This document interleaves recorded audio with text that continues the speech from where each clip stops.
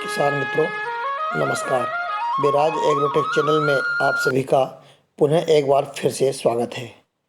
किसान भाइयों, आज मैं अपने इस वीडियो में चने की फसल में होने वाले समय समय पर कीटनाशकों, माइक्रोन्यूट्रिएंट्स एवं फूल बाहर आने के लिए डाले जाने वाले टॉनिक की जानकारी शेयर करने जा रहा हूँ। जो बंधु मेरे इस चैनल पर पहली बार आए हों, उनसे मैं निवेदन करूंगा कि आप विराज एग्रोटेक चैनल को सब्सक्राइब कर लिए, साथ ही बाजू में आई हुई घंटी को भी दबा दें ताकि जब भी मैं कोई खेती संबंधित वीडियो अपलोड करूं तो सर्वप्रथम आपको प्राप्त होवे। मित्रों, चना रबी सीजन की एक महत्वपूर्ण नगद एवं दलहन फसल के रूप में मानी जाती है। हमारे देश में बहुत बड़े क्षेत्रफल में चने की फसल की बुआई की जाती है। किसानों की अथक मेहनत एवं कृषि वैज्ञानिकों के प्रयासों से अब बहुत सी उन्नत किस्मों का ईजाद हो चुका है, जो पहले की किस्मों से अधिक उत्पादन देने वाली होती है। किसान मित्रों, हमने देखा पहले बहुत से चने की उन किस्में ऐसी थी जिनमें फफूंदी की बीमारी आने के कारण या उकटा रोग आने के कारण पूरे खेत के खेत चौपट हो जाते थे। परंतु अब कृषि वैज्ञानिकों ने अच्छी से अच्छी उन्नत किस्मों को बनाया है। किसान मित्रों, चना की फसल में की देखरेख और समय समय पर कीटनाशकों, माइक्रोन्यूट्रिएंट्स, टॉनिक एवं फफूंदीनाशक का यदि हमने प्रबंधन कर लेते हैं तो निश्चित है हम हमारी फसल का उत्पादन अधिक बढ़ा सकते हैं। जब हमारी मूंग की फसल लगभग 35 से 40 दिनों के बीच में हो, उस समय यदि हम इंडोस्कार्प ये का आप स्प्रे कर सकते हैं। साथ में 19-19-19 एनपीके माइक्रो न्यूट्रिएंट्स का भी स्प्रे कर सकते हैं।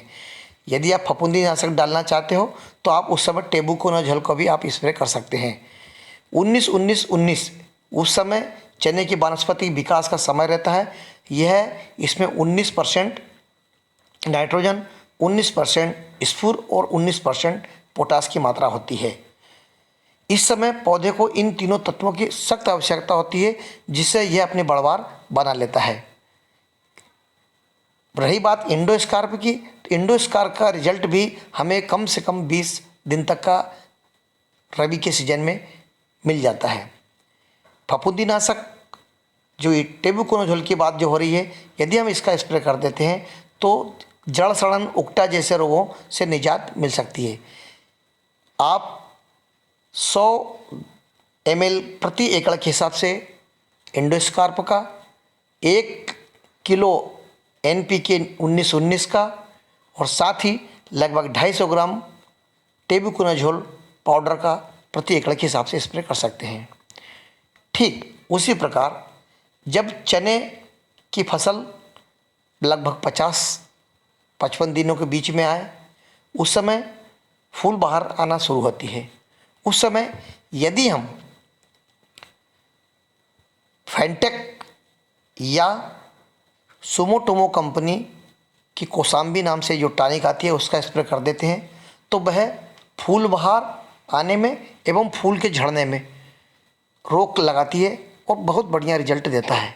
साथ में आप उस स्टेज पे आप टाटा टाकुमी भी डाल सकते हैं।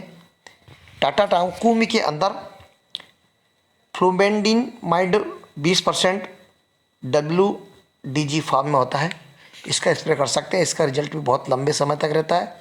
साथ में माइक्रोन्यूट्रिएंट्स के रूप में आप 0-52-34, इसमें 0% नाइट्रोजन, 52% स्फूर और 34% पोटास की मात्रा होती है।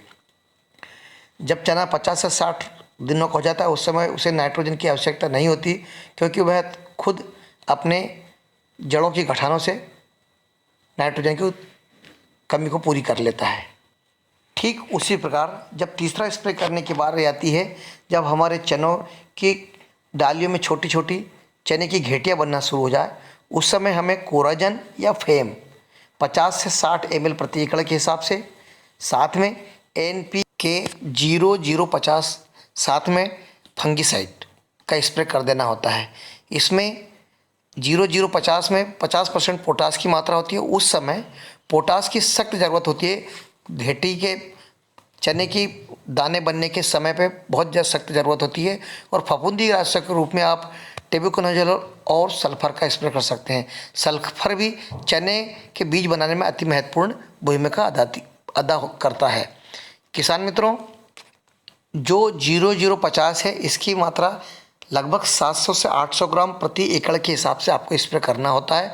और टेबिकोनाजोल प्लस सल्फर इसकी भी लगभग 250 से 300 ग्राम प्रति एकड़ के हिसाब से आपको स्प्रे करना होता है, और यह लंबे समय तक आपको रिजल्ट देता है। किसान मित्रों, मेरे द्वारा दी गई जानकारी यदि आपको अच्छी लगी हो तो आप विराज एग्रोटेक को सब्सक्राइब करिएगा, लाइक करिएगा, शेयर करिएगा। जय हिंद, जय भारत।